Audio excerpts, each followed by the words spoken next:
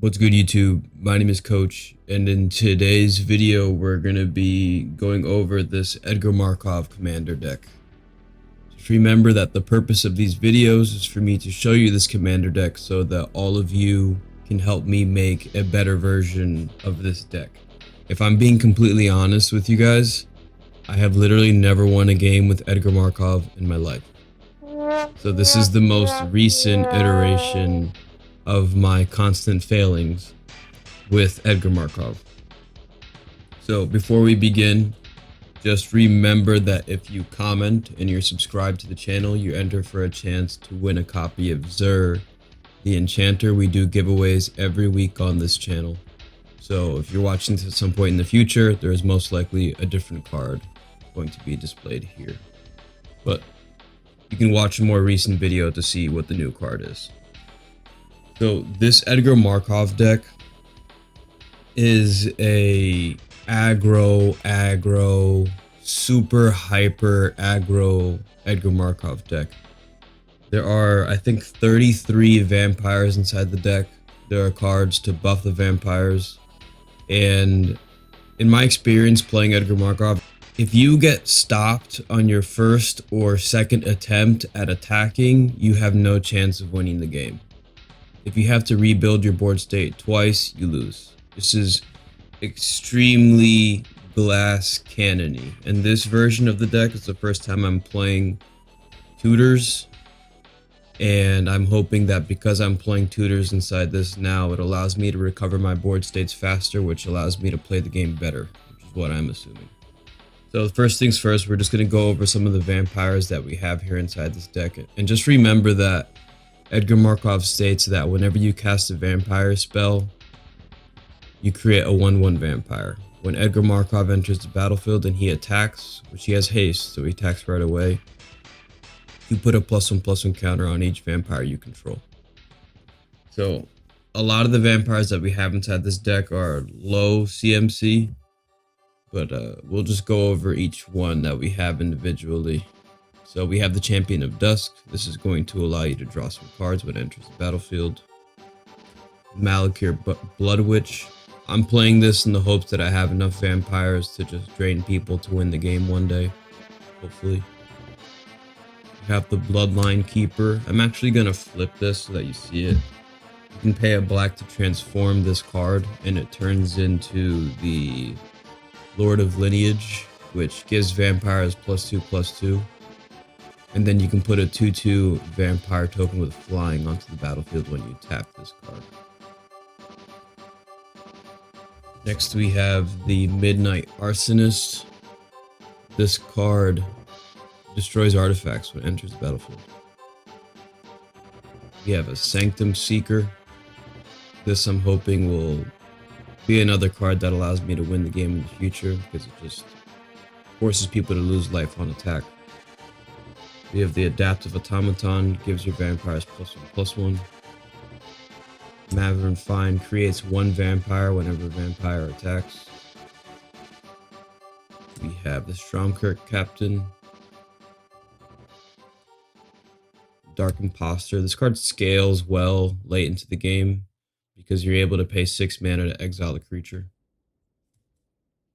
We have Yeti, one of my favorite cards in all of Magic.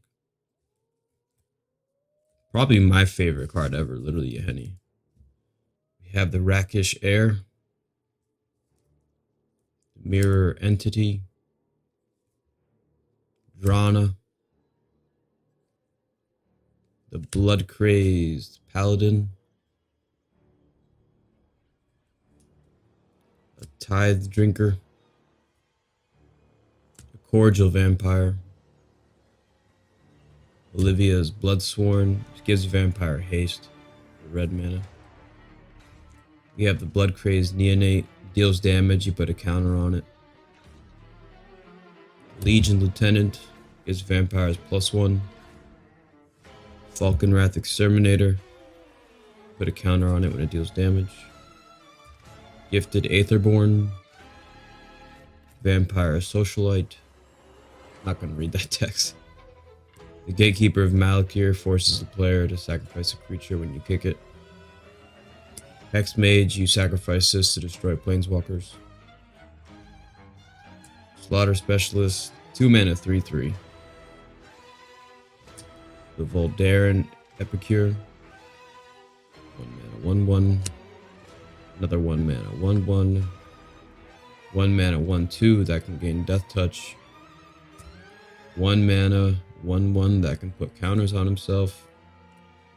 You can sacrifice a creature to put a counter on each vampire you control. The Pit Fighter lets you draw cards. This essentially gives your creatures Intimidate or Unblockable in certain moments. And the Voldaren Stinger, which has First Strike. So those are the vampires that we have. Most of them are 3 CMC or less, or 2 CMC or less. So you're able to play multiple vampires in each turn and then just assemble a massive force quickly to then use cards like the Coat of Arms to then just pump all of them and then attack. The Throne of the God Pharaoh, because we are attacking, each opponent loses life equal to the number of tapped vampires you control. Shared Animosity, just another pump spell. The Obelisk of Erd gives your creatures +2/+2. Door of Destinies gives your creatures +1/+1 for each counter on this card. Whenever you cast a vampire creature spell, you put a counter on this spell. And then we have Impact Tremors. So whenever a creature enters the battlefield, each opponent takes 1 damage. And then we have the Tutors, or cards that are going to help us to move through the deck. We have a Vampiric Tutor, which is just going to help us grab some of the cards over here that are going to help us to win the game. We have Village Rites, sack a creature, draw 2 cards. Sign in Blood. Icon of Ancestry, pay 3 to reveal 3, put a creature in your hand. Wedding Announcement, draws a couple cards. Read the Bones. Pact of the Serpent, draws cards. Vanquisher's Banner, draws a card upon casting a creature. This may seem kind of slow. I may take this out for another tutor. Glass, cast Heart. Whenever a vampire attacks, you create a blood token, which lets you draw. You have the Bolus of Citadel. You pay life equal to a creature's converted mana cost, or a card's converted mana cost, and just play it. Mind you, a lot of our vampires cost 1, 2, 3 mana, so we're not really paying a lot of life a lot of the time for Bolus of Citadel, which is nice. You have Dark Tutelage, a Bristic Tutor, Razaketh's Right, and a Mausoleum Secrets. And that's Edgar Markov. So, like I said before, if you play Edgar Markov and you have any suggestions for how I can make this deck, or just any ideas or how you run yours, if you've won a game, you most likely know more than me, so I would genuinely appreciate your advice. And I hope that if anybody that hasn't played or is looking to play Edgar Markov, you can learn a little bit about what I have going on over here. And maybe you can play this way, but just a little bit better to allow you to win some games, alright? Just remember that if you subscribe and you comment on this video, it's actually tomorrow. We're doing the giveaway for this card tomorrow. So look out for that video if you comment. If you have subscribed earlier on in the week or commented earlier in the week, just know that the video on Sunday is going to let you know if you win the card, okay? I'm not too sure what card we're going to give away next, but I think during the giveaway video, at the end of the video, I'll put a little... Instead of just announcing the card in the middle of the video, I'll make it look like a bit cinematic when I do the reveal for the new giveaway card for the week. And if you have any ideas for any cards you'd like to see given away, whether like it's like a color or a certain type of card that you'd like to see, you can leave it in the comment section below as well. It just helps me not just to get ideas for the giveaways for this week, but we're doing essentially 4 giveaways every single month. So it really just helps me plan out how I'm going to be giving these cards away. Okay, so I hope you all have an amazing day.